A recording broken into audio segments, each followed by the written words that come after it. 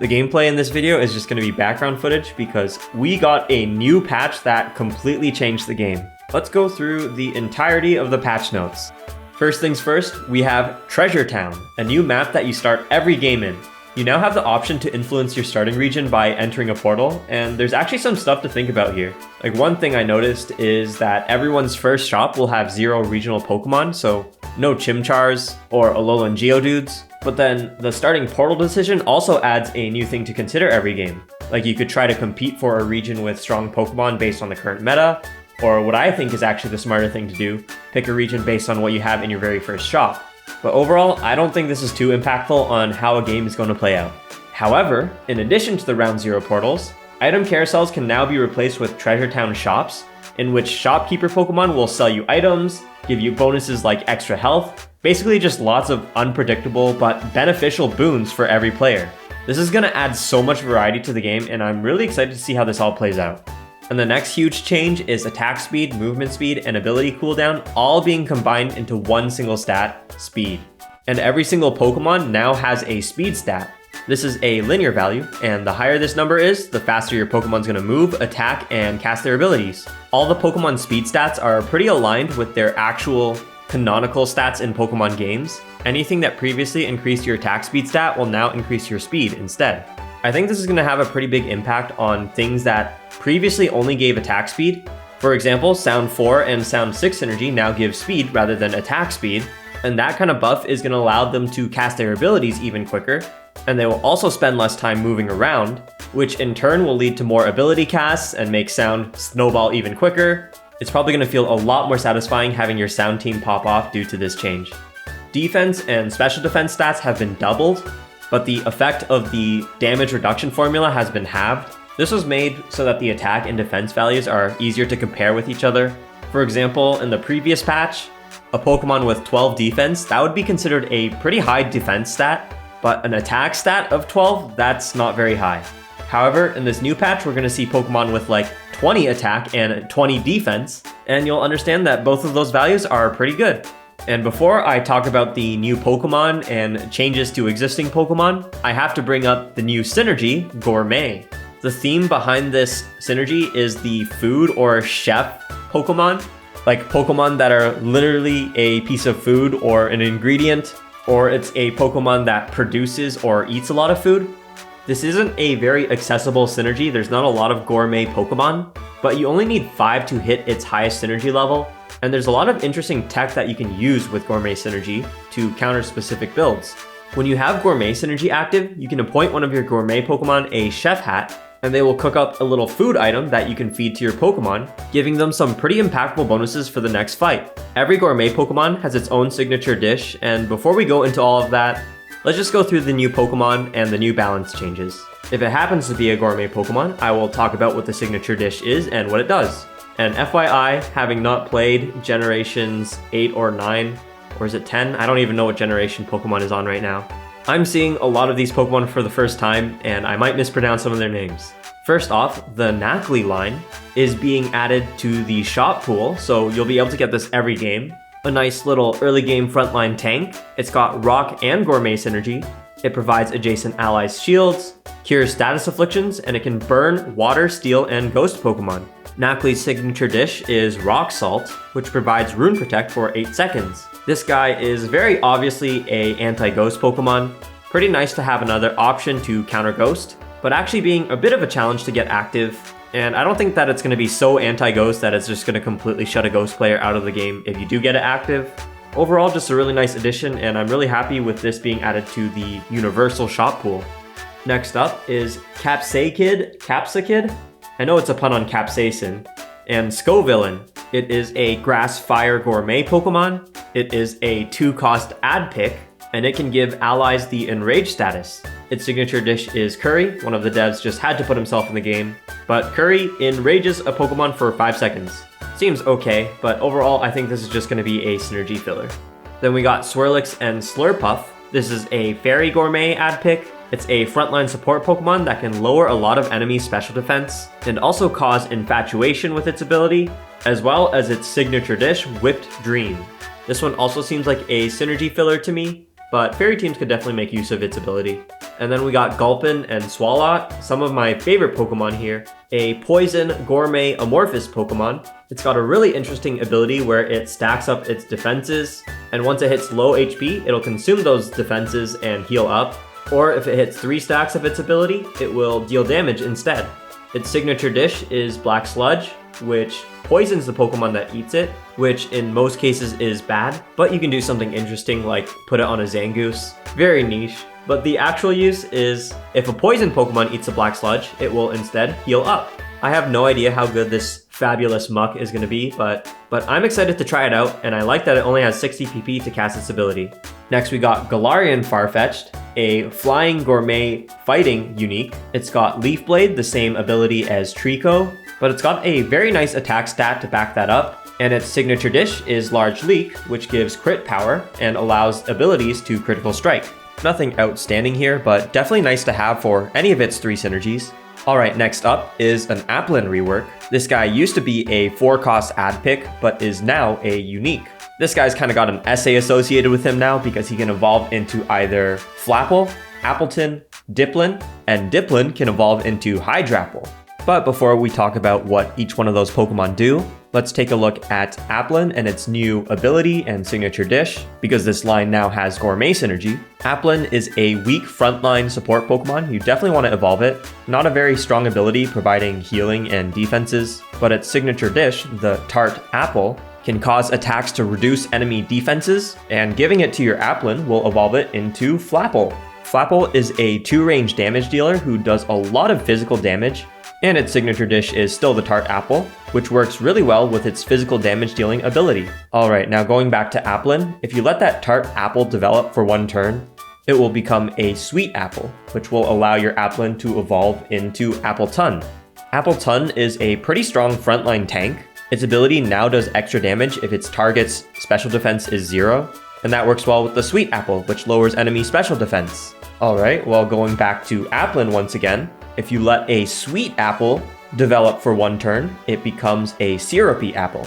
Feeding that to Applin will turn it into Dipplin. Dipplin is also a frontline Pokemon, but it has much worse stats than Appleton. Its ability also does less damage overall, but it can single out a Pokemon's speed-based carry. But overall, if you're looking for a frontline tank, I don't think there's any use of Dipplin over Appleton.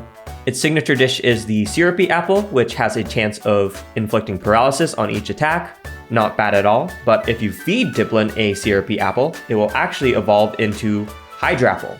Hydrapple is a 3-range damage dealer with a whopping 21 attack stat, and in addition to its high attack stat, its ability is 4 separate 60% chances of doing 60 damage.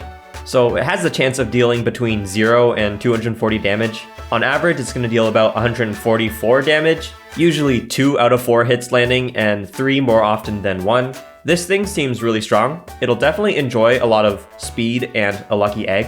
I think in most cases I would be going for Hydrapple, especially in dragon teams which are looking for those 3-range dragons to carry. And another thing to consider is that Hydrapple is a 4-star dragon, just a extra tiny bonus for your dragon teams.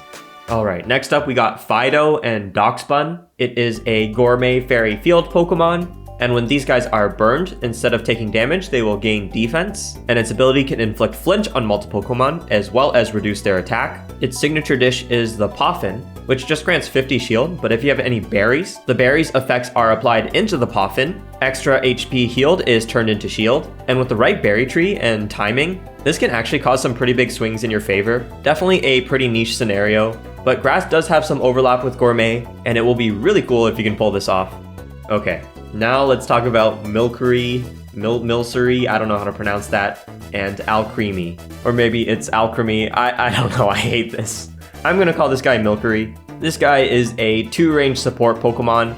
It has Fairy, Amorphous, and Gourmet synergy, pretty cool combination. Its ability enhances the nearest ally's attack and ability power, and its signature dish is Sweets, which can provide permanent stats to an ally. The type of sweet you get is random, but with Gourmet 4 synergy activated, you can definitely get a lot of nice stat buffs for your Pokemon. It'll be a very nice chef if you have some very good core units, and yeah, your team will just get stronger and stronger the later the game goes on.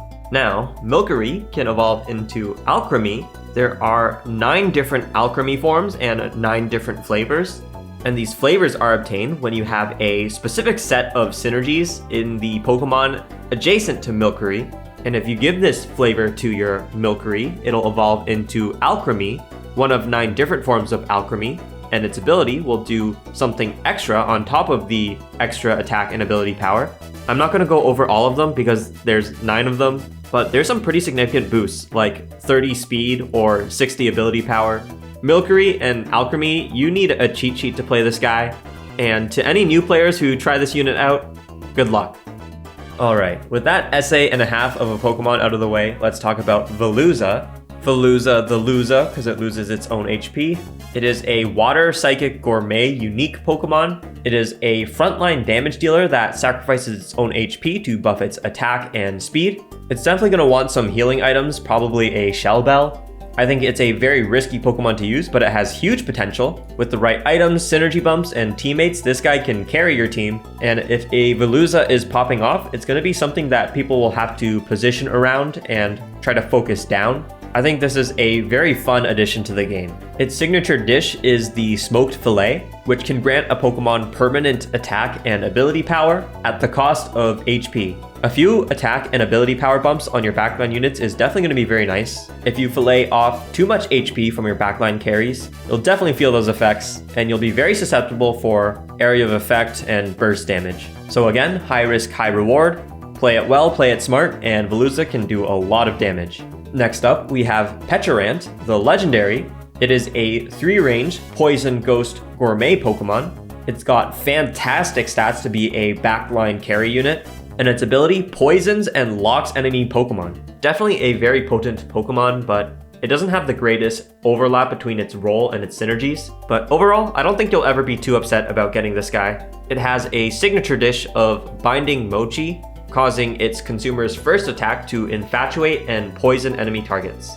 The infatuation is going to be super annoying to deal with, especially with Ghost Curses active and Petarant locking down those units with its ability. Overall, just a very solid backline unit.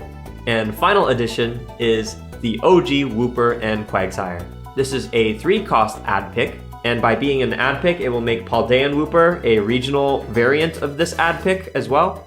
But Wooper and Quagsire are a nice aquatic ground frontline unit, and its ability deals damage and lowers speed. Nice and simple. Quagsire doesn't need an entire essay to win our hearts. The best thing about Quagsire is that it's one of the best Pokemon to use as your profile picture. I mean, how could you not enjoy this guy's stupid little face? Alright, so that's all the new Pokemon. Let's quickly run through all the updated Pokemon. The Lickitung line has lost some stats but gained Gourmet synergy. Its signature dish is Rage Candy Bar, which gives some attack. Same thing with the Sinistea line, but its signature dish is Tea, which gives 50 PP at the start of a fight.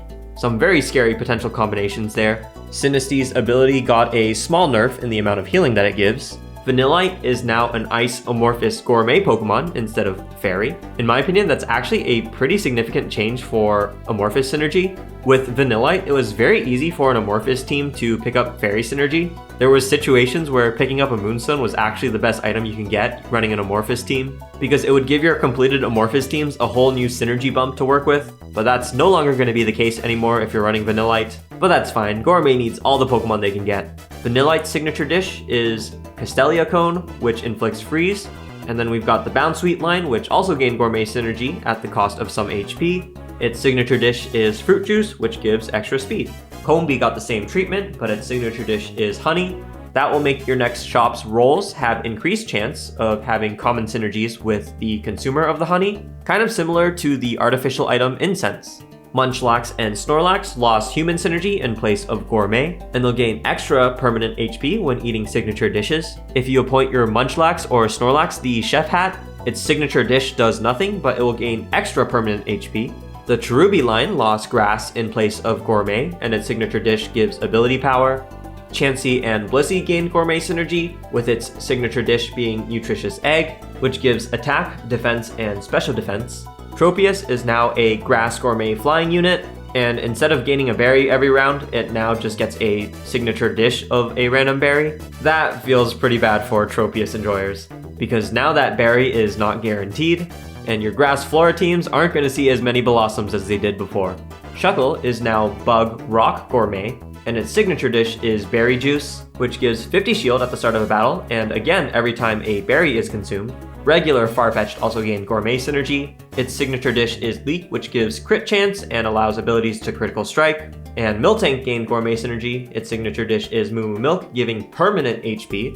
And Spinda also gained Gourmet synergy. When I was reading the patch notes, I was like, why is Spinda a Gourmet Pokemon? The answer is, unfortunately, alcoholism. This is now a T-rated game. Spinda's signature dish is its cocktail, which gives random effects. Usually that means stat buffs, but it can also make you dizzy. I assume that's something to do with confusion. And guys, don't put Spinda next to your baby Pokemon. Be responsible team builders. But anyways, Guzzlord also gained Gourmet synergy in place of its Dragon synergy. Dano is very sad to lose its buddy, but Guzzlord as a chef does not cook any signature dishes. Instead, it will gain permanent ability power on knockouts. I think this could be very scary if you get it some nice speed buffs. I'm excited to try it out. Alright, all evolutions have lost any extra synergies on top of their Synergy Stone synergy. So that means Leafeon losing Flora, Vaporeon losing Amorphous, Flareon losing Light, and Sylveon losing Sound. This is definitely warranted, and evolutions are still going to be very strong. Their roles are to be strong early game units and make use of those early Fossil Stones, and they will continue to do so. Both Vulpix and Alolan Vulpix got a small PP buff, and Alolan Vulpix's Rune Protect now lasts longer. I already thought both of these guys were already pretty good, not imbalanced or anything, so hopefully these small buffs will allow these guys to shine a little bit more and get the usage that they deserve. Houndour got a small PP buff, that's fun. Inkay's ability now reverses AP buffs. Honestly, I don't think I've ever used this guy too effectively, but maybe this edition will make its ability a little bit better. Drampa got a small PP buff, which is nice because Drampa has a really fun ability. Ghastly got a small PP nerf. That's probably warranted, it was just casting a little too often. It's still going to be very strong and useful as an anti-ability Pokemon. It's just going to be a little less immediately impactful as it was in 5.10. Stantler got a small health and defense nerf. Definitely warranted, it was one of the strongest wild uniques and also a very good field Pokemon. Both Miltank and Spinda got HP nerfs, but definitely necessary due to gaining Gourmet synergy as well as some really strong signature dishes. All of the Burmy and Wormadam variants all have different defenses, with the Plant Cloak being the weakest and the Trash Cloak being the strongest. Melmetal got some small damage buffs. I like it, I love both Amorphous and Steel synergy, and Melmetal just felt like a weak option for both of those synergies, especially when you compare it to the other legendary options. Fuecoco got a rework, it is now a 3-range unit. Its ability also got a rework, gaining a huge PP buff, and its damage output is going to be able to scale, and it's going to be a lot more reliable. I'm all for this change, Fire definitely wants some more 3-range units. Porygon lost Psychic Synergy, but is now a 5-cost Pokemon that will be in every game. It now evolves normally, there's no form changing for Porygon 2. It also gains the benefits of the highest active synergy that your opponent is using, and this is only the buff effects of the synergy. So for example, if your opponent's highest synergy is Ghost, you're not going to gain any Ghost curses against your opponent, but Porygon will be able to dodge attacks and silence enemy Pokemon with its attacks. I'm very excited to use Porygon. I really like normal synergy, but it always falls off late game due to not having a reliable carry, and I think Porygon is going to be a lot of fun to use. It also makes artificial synergy a lot less reliant on ad picks, so overall this is a very warranted change and addition to the game. Unknown O, instead of giving an Oran Berry to every Pokemon, now cooks a dish for all your Pokemon. This dish is applied in the next fight, and even though it's random, a lot of the signature dishes are very strong, so I'm really interested to see someone really use this well. Maybe using this Unknown in a non-player round to set up a very scary team in the next fight, or maybe timing it strategically to take out a scary player. Definitely going to cause even more chaos for Psychic Synergy. Unknown N's shielding now scales with ability power. Okay, pretty much just means that its ability is just going to be always better, since you're probably running Psychic Synergy if you have an Unknown N. Cryogonal got a nerf to its ability, losing some of its damage scaling, as well as gaining max PP. Definitely warranted, as fun as it was to use, it could very quickly become an absolute menace. Alola and Raichu lost some of its extra stats, and overall, Pichu's ability got a nerf. I think it's still going to be a very strong and consistent unit. The only difference is that its paralysis will only be 3 seconds at all tiers. You don't really run Pichu for its ability to paralyze, so this isn't really a big change. Same thing can be said with Pidgey and its ability Hurricane, which got nerfed. The paralysis duration has gone down 1 second, which I feel like is a little bit more significant than Pichu's nerf, but Pidgey is probably still a very strong early game unit. Hyperspace Fury, or Hoopa Unbound's ability, got a slight buff. It now lowers special defense on every hit. Sure, that's helpful I guess. Aggron's shielding no longer has AP scaling. Thank you. Soldew Aggron was super popular in the previous patch, and depending on how quickly someone was able to obtain an Aggron, could be super annoying to deal with. Even when prioritizing protective pads, that thing was quite a menace to take down. Hoppip's ability, Acrobatics, got a rework. The ability now causes Hoppip to run away, and if Hoppip doesn't have an item, it moves to a further tile instead of dealing double damage. And with that change, I think no longer is it always the case that you don't want to put any items on Hoppip. If you get an early Skiploom, give it that amulet coin, because you are no longer losing out on damage. Frigibax's ability got a rework. It now does special damage, it has better targeting, and there's an animation for it. To me, that just sounds like it got buffed in 3 different ways. The animation being the most important, of course. Smeargle is now a 3-range unit. No changes to its other stats, but the range change is going to allow it to have a lot more versatility in terms of which ability it can copy. Obstagoon's ability got a small nerf, decreasing the protect duration. Celebi got a small HP nerf, and so did Wishy-Washy, its base form, not the school form. Jirachi got a PP and ability cooldown buff. It's never felt too impactful in any of its synergies comps, so this buff is definitely warranted, and I think it's really going to shine in sound comps, especially with the changes to the speed stat and how that connects to sound synergy now. Caldeo got a PP buff. I think it was always good, but I guess now it's more in line with the other water legendaries. Octillery got a lot of buffs. Its PP is lower, and its ability is now twice as strong.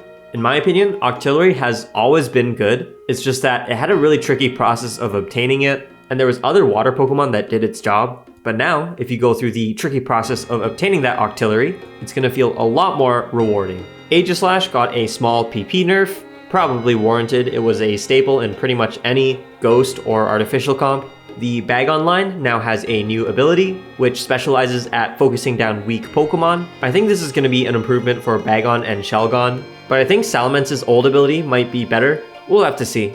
Meditite now has Calm Mind and a PP nerf, but overall, I think it's going to be a better carry for fighting teams, and I think this ability works really well with fighting teams. Drifloon now has a new ability, Tailwind, increasing the speed of all allies. I haven't used this yet, but it sounds really strong to me, and I'm very excited to try it out. Thunder has been renamed to Thunder Shock. That's Mareep and Chinchu's ability. For flavor, that makes sense, they're both early game units, and Thunder Shock is an early game Pokemon move compared to Thunder, which is usually obtained much later in Pokemon games. Now, Thunder is an ability that is unique to Zapdos. It no longer has that insane team-wide buff. Now, it will deal damage to 3 random enemies, and has the chance to paralyze. Sad to see its old ability go, but honestly, it was easily the best electric legendary. And overall, I think Thunder is just more fitting for Zapdos. Now, the ability Charge belongs to Rotom, but it's just been reworked to be the same as its old ability, giving special attack instead of physical attack. The Rotom Drone that spawns with the artificial item Rotom Phone has gotten a PP nerf. It definitely makes the unit a lot worse, but you're not really using Rotom Phone for the unit. The Ghost Synergy is what matters, and the item is still great for that. The Nidoran male line has a new ability. It now deals special damage and applies armor break for 8 seconds, which is a lot more interesting, but no clue if that makes it any better or not. It's probably still going to be that early game synergy filler that it always has been. And the Seedot line now has a new ability, Razor Leaf, which deals special damage in a line, and it can also critical hit. It seems a lot stronger than its old ability, and Seedot's always been kind of a weak one-cost Pokemon, so this is a very welcome change. The ability Razor Wind, which belongs to Noibat and Farfetch'd, it now no longer hits and paralyzes multiple targets, but it can now critical hit and has reduced PP. The PP reduction is definitely nice for scaling sound comps, but overall I would say this ability is now much weaker. And the Gothita line got a small defense buff, as well as a small damage buff. It doesn't seem too significant, but it can definitely add up with a lot of ability power and extra PP generation. And yeah, that's going to wrap up every Pokemon and ability change. But we still have more changes to get through, so let's talk about synergies. We've already talked about Gourmet synergy, so let's talk about the huge changes to grass synergy. Grass berry trees will now remain the same until you change region. This is going to greatly reduce your berry variety, and it's going to force people to be a little bit more strategic with their berry spread. If you have like 5 of the same berry, you're not going to just be able to throw all your berries on the same unit, since Pokemon can't carry duplicate items. So you're going to really need to optimize and think about how you're using your berries. I like this, anything to reward more strategic play. And also, aside from C-Dot, Grass had a lot of nerfs to their units. There's a lot less Flora overlap now. So that's probably going to mean that Grass is going to be a lot less dominant this patch. It'll be interesting to see where Grass lands after all of these changes. Wild now gives speed at levels 2 and 4 and attack at levels 6 and 8. I think this is an overall buff for Wild. Wild is a very vertical team and it doesn't take long to get to Wild 6, and Wild teams are definitely going to enjoy the attack speed that comes with its synergy now. Electric synergy levels are now capped out at 7. They do a little bit less damage at their highest level now, but overall, I think Electric is really going to enjoy hitting their later stages earlier in the game, and definitely going to enjoy being able to splash in more side synergies when you're playing a vertical Electric team. Amorphous 3 and 5 got a bit of an HP nerf. That's sad, but it's probably warranted. It's still one of the best side synergies to splash into any team. Artificial 4 and 6 also got some nerfs. This is definitely warranted, not just because Artificial was performing quite well in the previous patch, but also because the Treasure Town shops could lead to more items than we normally see in a game, and also because Porygon is now obtainable in every game. The burn from Fire Synergy now lasts 3 seconds instead of 2 seconds. Not too impactful, but definitely nice for Fire Synergy. And we also see changes to Wild and Ghost Synergy, where their synergy effects of wounding or silencing and dodging, those effects will only happen if the synergy is active, so you'll need at least 2 Wild or Ghost synergy bumps to be able to use those effects. And finally, Baby Synergy got a slight egg chance buff. I'm sure a lot of people are happy about that, and a lot of people are not. I'm more in the happy camp, but I haven't lost to 5 hatch Pokemon and 3 shiny items yet, so we'll have to see how I feel about that once the meta shapes out.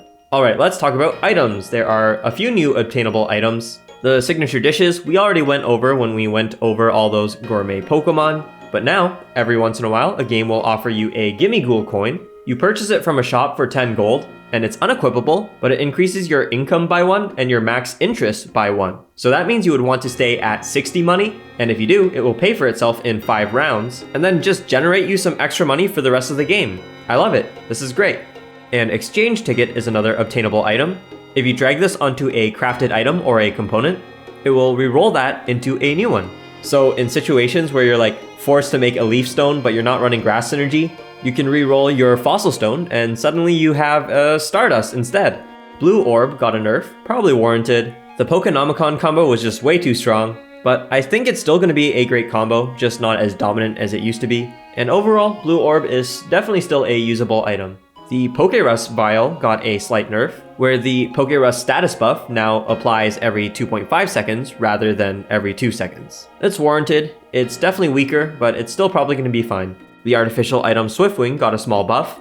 Comet Shard got a small damage buff. And this is funny, Repeat Ball got a small nerf. Now it takes 150 rolls to find legendaries, where it used to be 140. I've played Repeat Ball games and I think it's a fine item right now, but I must not understand how to use this thing properly because I've never gotten even close to 150 rolls with Repeat Ball. I think the highest I've gotten was like 118 or something. But for all you Repeat Ball, Hyper Roll, 10 legendary team enjoyers, I'm sorry. You're gonna have to press that button 10 more times. And then we got some small adjustments to 3 berries. There are players who have memorized the effects of every single berry in this game, and they very strategically and meticulously optimize their berry usage, placing the right berry on the right Pokemon all the time. Not me, I just treat them all as some kind of small buff and just throw them on my Pokemon randomly. So overall, this doesn't really mean anything to me. Alright, and let's talk about the rest of the changes that come with the patch. Uniques and legendaries with regional variants will now show up based on the region that you enter. So you won't see Articuno in like a psychic region, and you also won't be offered Articuno and Galarian Articuno at the same time. And there's also a small change to the regions themselves. It's basically just much more streamlined. There's no longer going to be situations where you're like in a dark region and you're offered Hisuian Sneasel instead of the regular Sneasel. Overall, the regional Pokemon that you're offered are going to be more reflective of the region that you're in. Any effect or ability that targets a specific Pokemon, for example, a Ghost Curse that targets the Pokemon with the highest attack stat, for these abilities and effects, ties will now be resolved randomly rather than based on the tile that the Pokemon is placed on. It's a very niche situation, but overall I think it's a good change. And there's been some improvements for the farthest reachable targeting. So this means one range Dark Synergy or Sobble's ability. Item rewards for non-player rounds will no longer give you more than 1 Synergy Stone, and regular carousels will have no more than 4 Synergy Stones. Basically, this is just going to reduce your odds of getting bad luck. And anything that previously affected movement speed will now just reflect the overall speed stat, so that means windy and snow weather, as well as the paralysis status, which reduces speed by 50. And other than that, there's been some improvements to the UI, there's been some bug fixing, and also some new bugs, but hopefully those will be squashed very soon. Winning a quick play no longer guarantees 1 elo gain. I think this is definitely warranted, but only affects a very small number of people. This just means that a top player who knows how to win first place in like every game, they can no longer just match up against new players in quick play and just use that to infinitely climb. Overall, I think this is just a healthy change for the game. Elo decay now starts after 15 days of inactivity instead of 10. Alright, we no longer have to worry about taking 2-week vacations. And there's also some new Smeargle scribbles to discover. I don't really mess around with that, but that's cool. And with that, that's pretty much the entire patch notes. I'm really excited to see how everything shapes out. The few games that I have played have been very enjoyable. Huge shout out to the developers, but also anyone else who contributes to the game. Whether it's coding, art, or concepts, I'm just really appreciative of it all. With that being said, thank you for watching. Have fun cooking up teams in the new patch. I will see you all in the next game.